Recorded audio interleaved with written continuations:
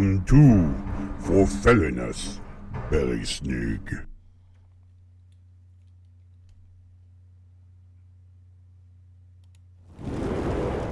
You are not broken. You are out of balance. and there is a path home. This is For Felliness, belysning, From the Alaska ulfhednar ancestral morning light for those who have been through hell. and are still standing. This nonprofit has a sliding scale guidance At alaskaulfhednar.org/guidance. for felliness belly snake. Begins now. Every day, someone's little girl, daughter, sister, girlfriend, fiance, wife, cousin, mother, auntie, grandmother, great grandmother, elder disappears, shattering a family, a community, the world. There is something we can all do. Remember them.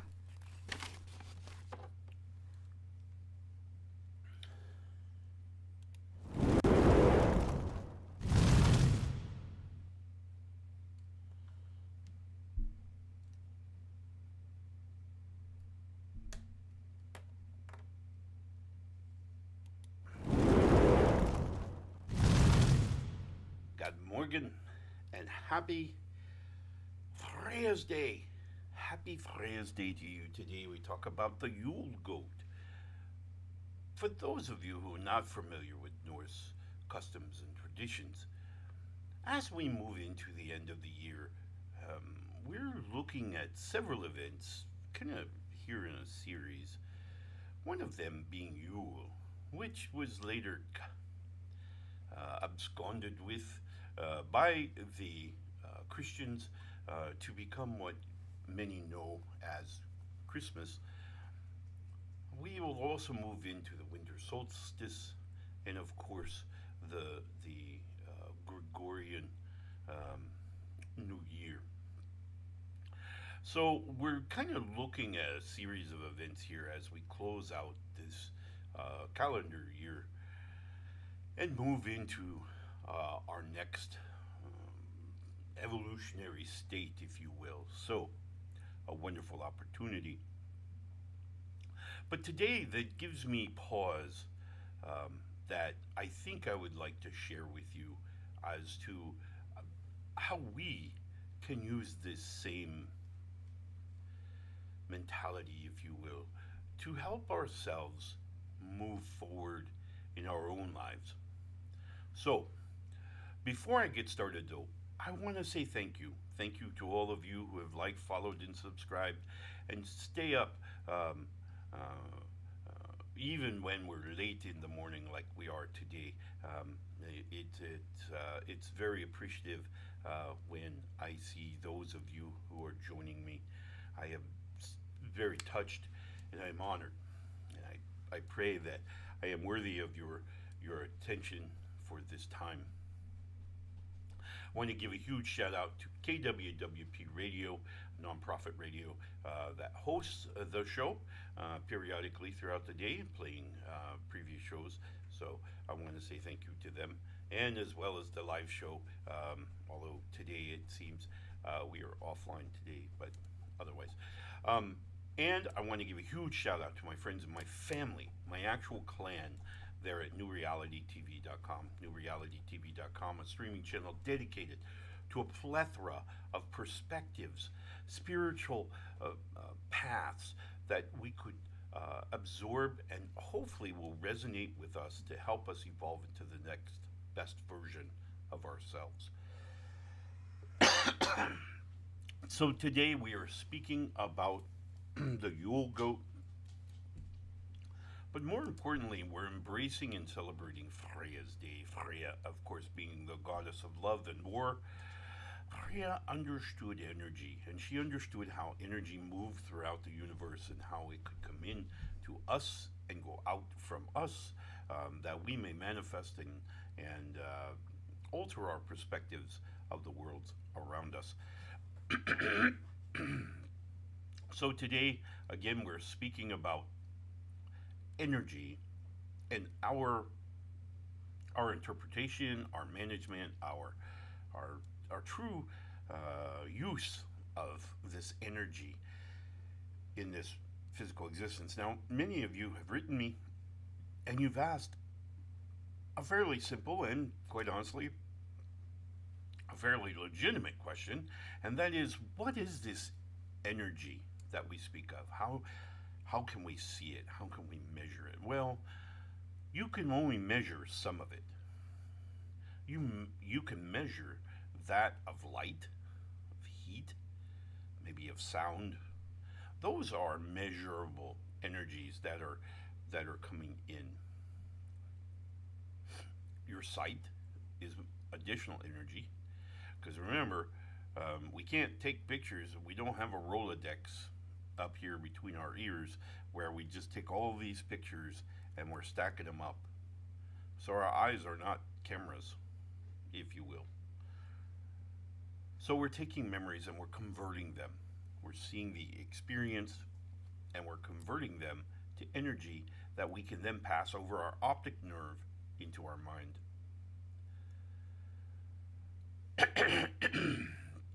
Some energies we don't see. These are the spiritual energies, the energies of the universe. Now, many people say, well, isn't that a little bit of hocus pocus? Maybe. But roughly, and it's been a while now, but I was reading a paper done by a scientist. And they discovered these things, and it was buried deep in the ice of Antarctica, and they called them neutrinos. Neutrinos, you can look them up online. And they are minuscule, minuscule particles that pass through anything. They pass through us, they pass through the earth, they pass through everything. And they're kind of sent. They travel around the universe and then pass through until their energy, their forward energy, their trajectory runs out, and then they simply stop wherever they are. These neutrinos pass through everything, including our own physical bodies. These neutrinos are constantly passing through us. And it dawned on me, if neutrinos can do this, all energy can. All energy. The universe is packed with energy. It's packed with energies not only in real time, in stars, in gaseous clouds that move through the universe, with orbits created by gravity. All of these things, but there is also this other energy within the universe called an echo. Now, echo would be my term. It's not, I'm sure no scientist has sat down and said, oh, this is an echo. But if you think about it for a minute, and if you were to have an imploding star, energy is drawn until it comes out. Now, while energy may not travel in the same level of motivation, if you will, as they do in the movies, they nonetheless release energy. Now, in the same breath, we also know that stars release energy, much like our own sun, which now releases this energy that is forwarded towards Midgard, and when it hits the magnetic shield of Midgard, of course, or the brow of Ymir, it kind of scatters, right? So it goes around the Midgard, and we know it as the northern and southern lights, light shows that light up the night sky. Here in Alaska, they're frequently visible and dazzling. If you've never seen them I encourage you to, you can go online as well and find light shows created by the auroras. So check them out by all means because it's magical. If you've ever seen it, it's magical. But what do the auroras mean to me as a normal, everyday old man moving around is that is the signature, that is the sign that there is energy in the universe being moved. It may not be energy that I recognize, it may not be energy that I absorb, but there is energy moving. But then I feel gentle tugs one way or another in my life. I think of my ancestors and I think of their quest and their trajectory through a lifetime that they, and I think of them and I feel compelled one way or another. This is influential energy, yes, but it's energy. My ancestor obviously cannot physically stand in the same room with me and say, you should or you could, but they're still communicating with me. They're still able to create energy that is then received by maybe not my ears, but my heart. And my heart picks up these little vibrations and it says, oh, this is the ancestor, and they're speaking of this or that or this other thing. This is the energy at which I am talking.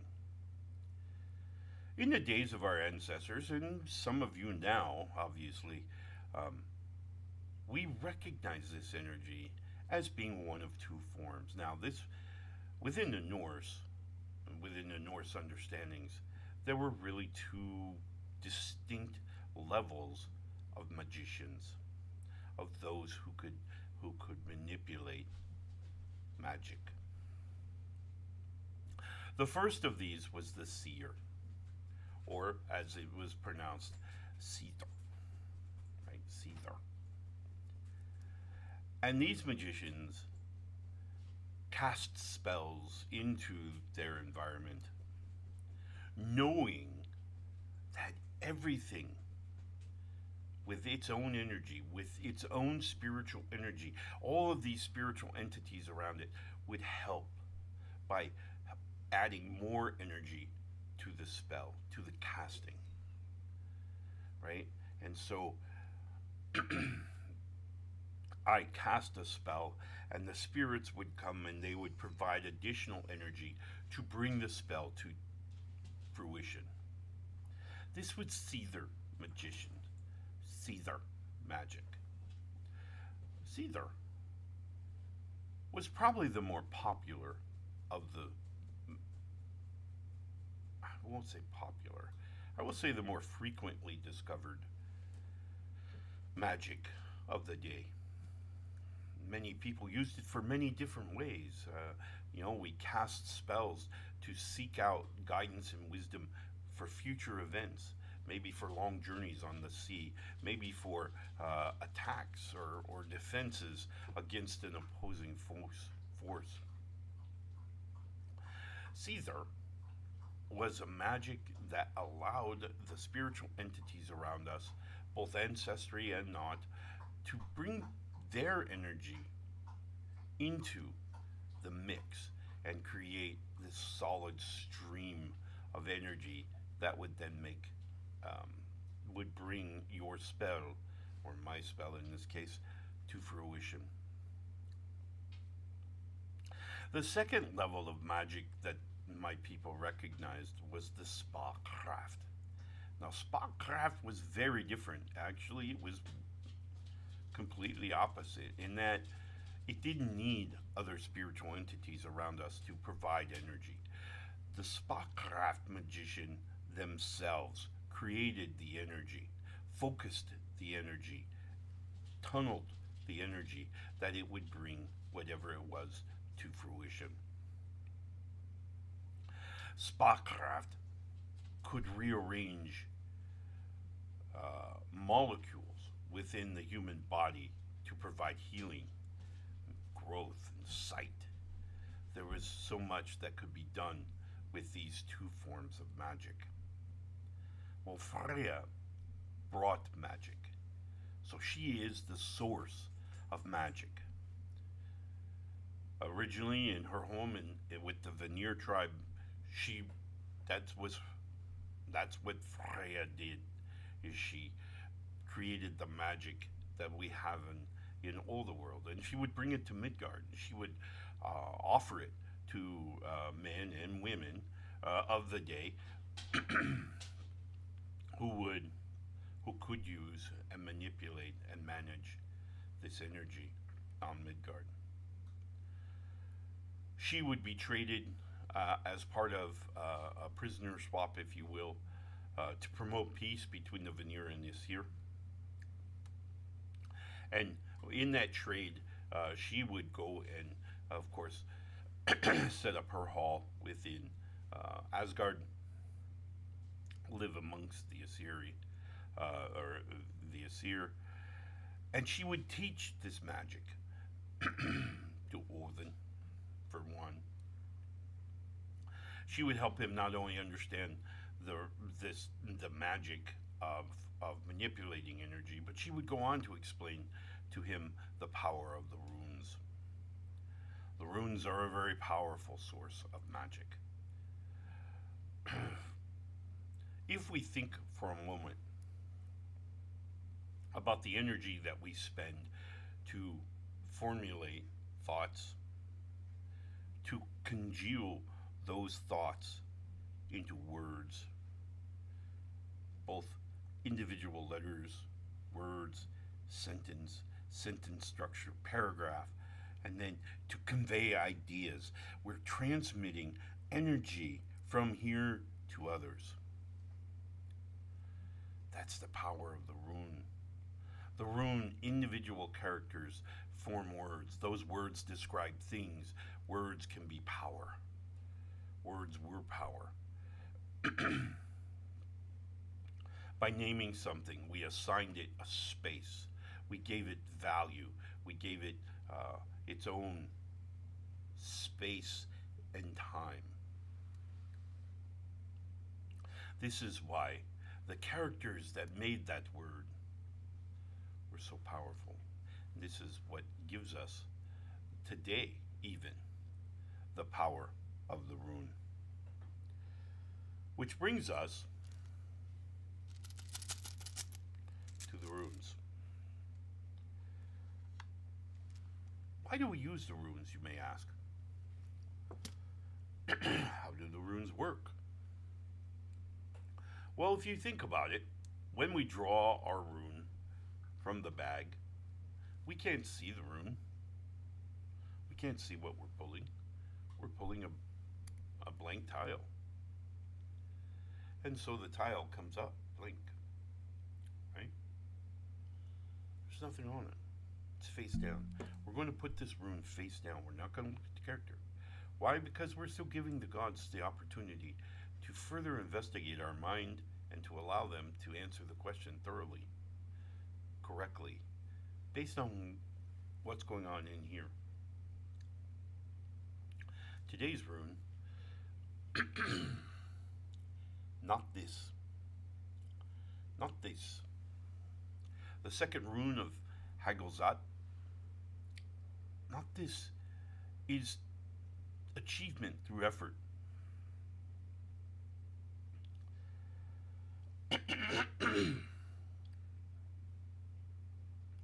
It also represents personal development. And that's what we are talking about today, is personal development. Of course, we originally began our conversation about the Yule Goat. And I'm going to tie this back here in a minute. But today, on Freya's Day, we're talking about energy, moving that energy back into us, managing the energy around us. All right. Got to take a quick commercial break. When we come back, I want to go ahead and speak about how do we take this energy and put it in our everyday, modern day life. Remember, when we're speaking about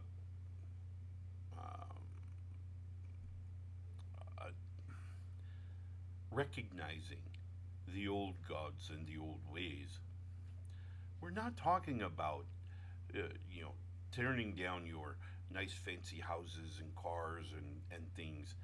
That's not what we're talking about. For thousands of years, these ideas and understandings traversed forward. They were able to adopt as people changed, as technology invested itself in communities, in society as a whole, and it was able to adjust and adapt. So we look at these understandings today, and we simply bring the understandings that work, that fit our lives. So it is a critical piece, I think, in our growth and in our stabilization, that we recognize that we don't have to dress apart. We don't have to step outside our authentic self to embrace the ancestors. All right, we'll be right back after this quick commercial break, and then we'll talk about how do we put this on the road today so that we can adjust and adapt in our lives. We'll be right back. Precision when it matters. Raven Crossbows delivers accuracy and speed for serious shooters. See the lineup, sign the link in our description. It's happening. It's in the air. The time is now. We're all waking up. We're waking up. We're all waking up. It's all shifting. New vibrations. It's you. It's you. It's me. It's all of us. Together. A new time. A new day. A new energy. A new energy. New reality. Awaken with us. Awaken with us. Awaken with us. NewRealityTV.com. Map the bright threads. Finding the good is a community project, collecting everyday wins, kindness, repair, courage. Join in it.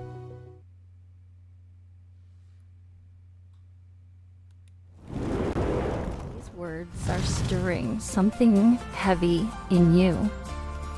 You don't have to carry it alone. Sliding Scale Spiritual Guidance with sessions outside normal business hours is available through the Alaska ulfhednar. Visit akulfhednar.org/guidance to book a free discovery session.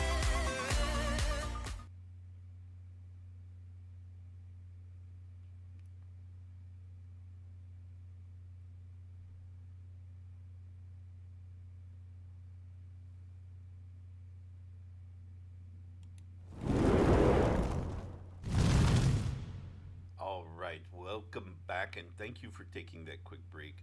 As always, we are always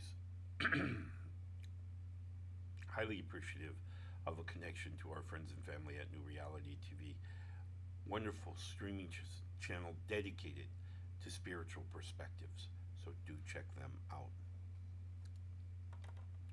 Today we are talking about the Yule Goat, and we are also speaking about the energy of Freya. And yes, they can be combined, because the Yule Goat represents a multitude of things. And long before sleigh bells and long before sleighs was this idea of a Yule Goat. He was very powerful and had many different traits that, wow, that's bright, sorry about that. He had many different traits, but one of the things that we really recognize with the Yule Goat is his ability to slip through and manipulate the energy streams around physical life, around who we are and where we go. But he represents energy, and energy is what we're talking about today, because certainly Freya's wonderful examples that we see on all of the sagas, and any saga that Freya is recognized, she is always recognized as being managing energy, whether it be passion in love, whether it be battles in war. She was able to manipulate, manage, and dictate the effect of energy in her life. All right, so today, as we get ready for the weekend, I want to consider an exercise that I think is very important, and we have a tendency to forget ourselves in the midst of every day.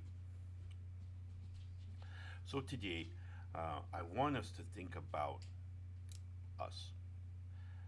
We talked about energy, and we've talked about the many ways that the Norse certainly recognized this energy.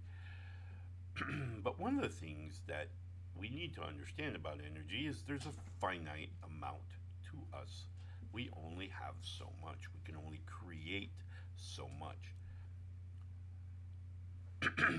When that tank runs dry, when we're out of gas, we find ourselves unable to help others, unable to provide maybe guidance or wisdom or the right words or whatever it is. We lose our ability to do that. So, as such, before we spend that last little bit of energy that we have, I want to redirect it, because we have to remember, as we direct energy to us, ourselves, it creates more energy. So it's just this cycle. So today, during your day sometime, but it has to be today, we want to spend a couple of minutes in intrinsic reflection, where we want to look at ourselves. And what I mean by that is that when we close our eyes, I want us to put an image of ourselves in what is referred to as our third eye. Our third eye, of course, is the imagery that we can produce behind closed eyelids. Right? So we're going to picture ourselves right here. The more details that we can see about ourselves, our face, those wonderful little laugh lines, and maybe the frownies, the frown lines, the lines around mouths, and as many details as we can put in there, we want to imagine right there. Now remember, our imagination's coming forward, but yet we have no sensory input, so all we're getting is imagination. Okay? All we're seeing, any imagery that is behind our eyelids, is produced by our imagination. I want us to imagine ourselves. I want us to focus on us. Now, for those of you who may have an injury or an illness or whatever, I want you to see yourself in your imagination as being whole and healthy, happy, joyful. Picture yourself dancing in the rain. Picture yourself floating effortlessly in a warm pool in here in Alaska in the Chena Hot Springs. Picture yourself there. Again, the more details, the more you're drawn in, the more you're focusing your energy at that place. You. This, my friends, will provide for you that energy that you will need, the rejuvenation, the recharge of batteries. As we go into this weekend, we're able to bring forth this energy to heal, to evolve, understand, and to grow. That's what it's about. We spend our whole lives giving energy to everybody else, everything else, our kids, our spouse, our job, other social engagements, our friends, our family maybe. We need to take a moment, several moments, and give energy and healing and growth opportunity to ourselves. So, spend some time this week, today, certainly over the weekend, recharging, rejuvenating the batteries, but today, focus on you. Put yourself right there. Imagine yourself whole, uninjured, not sick, whatever it is, healed. Picture it. The more clearly you can picture it, the more energy you're sending to it. The more energy you send to it, the more likely you're going to bring it into manifestation. Are you creating your own reality? Yeah, maybe. Are you certainly altering your interpretation of it? Absolutely. And that, my friends, is a way forward for us to heal.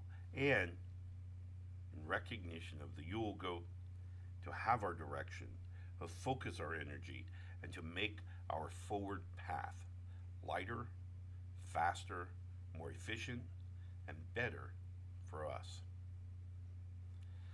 All right, my friends, I wish you a very happy, wonderful Friar's Day. I hope it is beneficial to you. I will see you again on Mani's Day, and where we will embrace this energy that you've created this weekend and embrace the hope and the opportunity for new experiences that will help us grow. Happy Friar's Day. Love and light, my friends.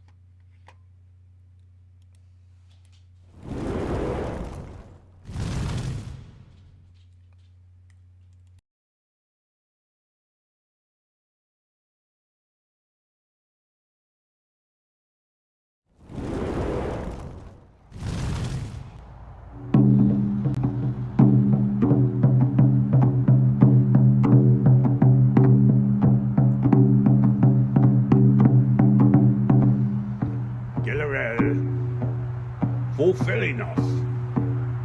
Una. Hjälp oss med. Magnify. Tu för åg. Kaliot.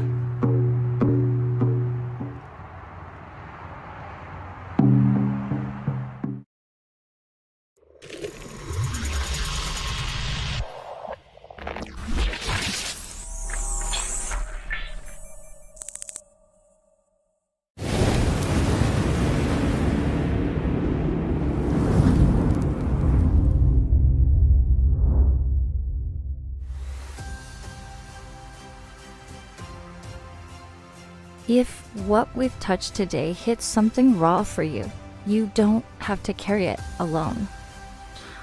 We offer a sliding scale spiritual guidance with sessions outside normal business hours. Visit akulfhednar.org/guidance to book a free discovery session.